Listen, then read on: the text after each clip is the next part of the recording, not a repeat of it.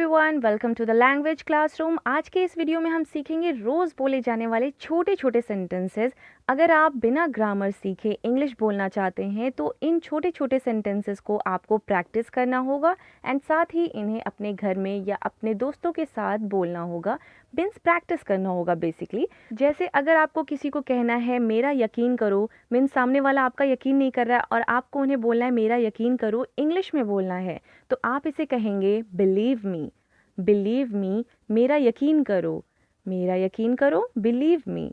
या फिर आपको कोई दोष दे रहा है और आप उसे कहना चाहते हैं कि मुझे दोष मत दो, तो आप इसे इंग्लिश में कहेंगे डोंट ब्लेम मी। ब्लेम का मतलब होता है दोष, मी का मतलब होता है मुझे, मुझे दोष मत दो, don't blame me, don't blame me. Number 3, हद हो गई। जब हम किसी चीज़ से परेशान हो जाते हैं तो हम ऐसे ही बोलते हैं ना, हद हो गई, तो इसे आप इंग्लिश में कहेंगे this is too much, this is too much. हद हो गई, दिस इज़ टू मच।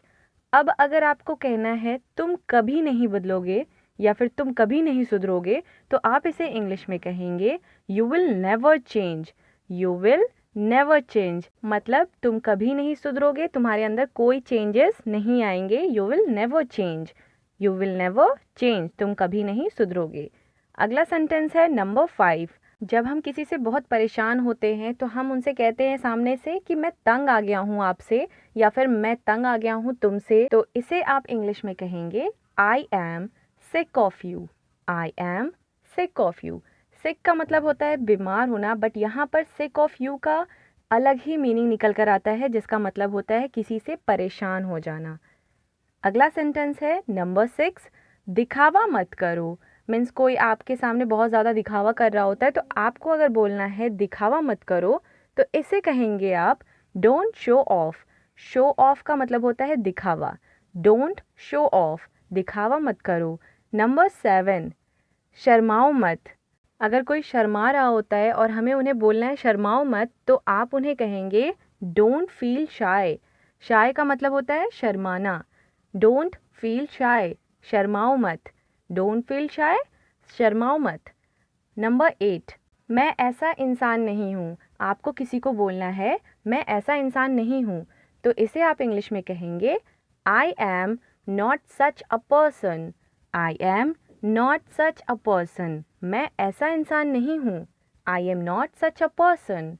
अगला सेंटेंस है नंबर 9। जैसे किसी को आप बुला रहे हो और वो आपकी बात सुन नहीं रहा है, तो आप उनसे पूछेंगे क्या आप मुझे सुन सकते हैं, सो इसे इंग्लिश में कहेंगे can you hear me, can you hear me. Can का यूज़ सकते या फिर सकता के लिए यूज़ करते हैं, तो कैन यू हियर मी, क्या आप मुझे सुन सकते हैं। हियर का मतलब होता है सुनना। नंबर 10, जब हम किसी बात को लेकर के श्योर होते हैं, एकदम कंफर्म होते हैं, तो हम ऐसा सेंटेंस बोलते हैं लिख कर ले लो। सो इसे हम इंग्लिश में कहेंगे mark my word, mark my word.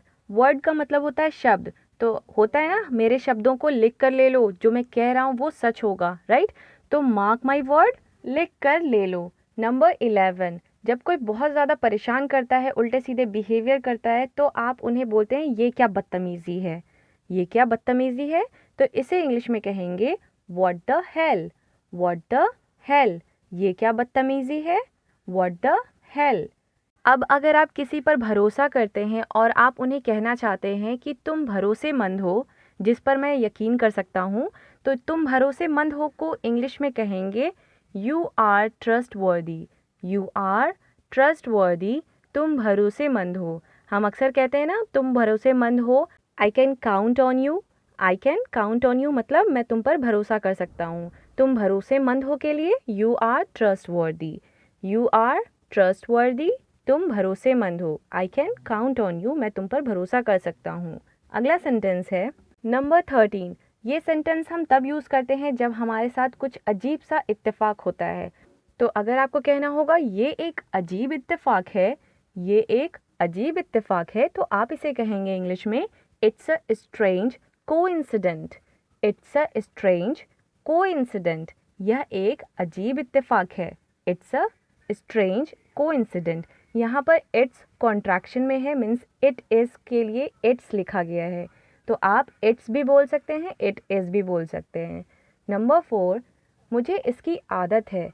Means जब हमें किसी चीज़ की आदत हो जाती है तो उसके लिए हम यूज़ टू का यूज़ करते हैं। तो यहाँ पर सेंटेंस हो जाएगा इंग्लिश में I am used to it. मुझे इसकी आदत है, I am used to it. Number 15, मुझे रोको मत। मुझे रोको मत। Don't interrupt me. इंटरप्ट या फिर आप बोल सकते हैं stop. Don't stop me. Don't stop me या फिर डोंट इंटरप्ट मी। नंबर 16, जाने भी दो। इट मीन्स जब कोई सिचुएशन को हम कहते हैं जाने दो या फिर जाने भी दो, तो ऐसे टाइम पर आप इसे इंग्लिश में कहेंगे लेट इट बी। कुछ भी हुआ, लेट इट बी, जाने दो। नंबर 17, झूठ मत बोलो।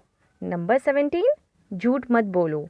डोंट लाई या फिर आप बोल सकते हैं don't tell a lie. Don't tell a lie. Lie का मतलब होता है झूठ। Don't tell a lie. Number 18, जब हम किसी को पहचानते हैं तो हम उनसे कहते हैं कि मैं आपको जानता हूँ, तो इसे आप इंग्लिश में कहेंगे आई नो यू। मैं आपको जानता हूँ, आई नो यू। या फिर मैं आपको जानती हूँ, आई नो यू। मैं आपको जानती हूँ, आई नो यू। नंबर 19, वहाँ कुछ नहीं था। वहाँ कुछ नहीं था।